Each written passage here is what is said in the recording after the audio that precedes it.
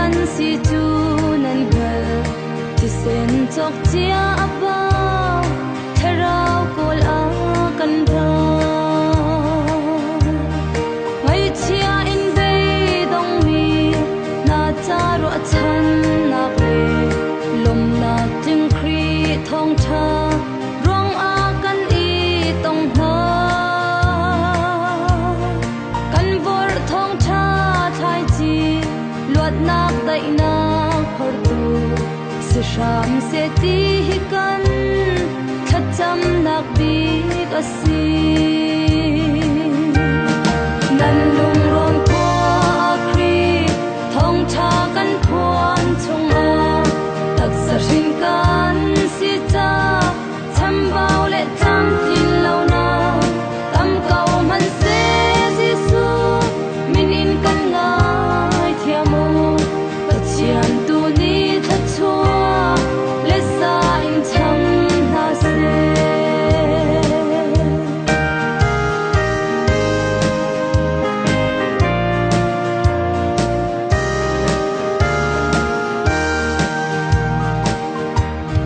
kan pachian ve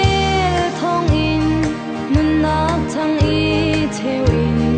nilen san fal man a voi in kan chim lai lo tharau rol kan i shom ban ram nun tu luan e se se lei ram si cha than nak chan a phan tha nan lung ron khua akri thong tha kan phuan chung a tak sa ring kan si cha cham bao le tam tin lo na tam kau man se jisu minin kan ngai thiamo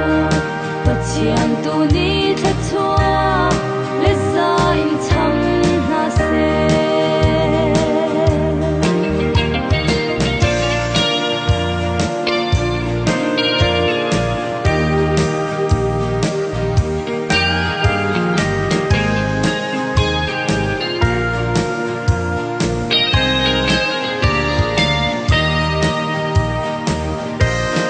thong tha ruang kan i tong thong tha ruang kan i then